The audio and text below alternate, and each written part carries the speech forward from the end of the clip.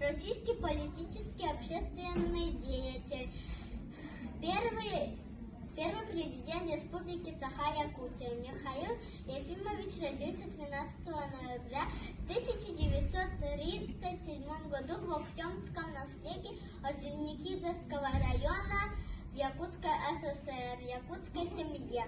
Отца звали Ефим Федорович, мать звали Мария Михайловна.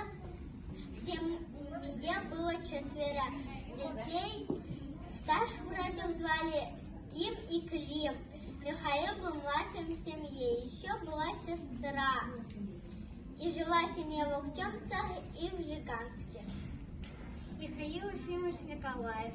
Детство Михаила Николаева прошло в родном селе Охтёмцы, где он окончил Охтёмскую 7-летнюю школу в 1953 году и поехал учиться в среднюю школу Жиганска, которую окончил в 1956 году.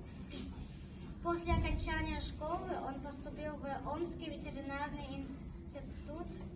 Как и в школьные годы, он всегда учился отлично, был лидером и спортсменом. С самых ранних лет, оставшись без отца, он рос самостоятельным и был хозяйственным помощником матери. Михаил Ефимович Николаев, которого после окончания средней школы резко меняется, решил получить специальность.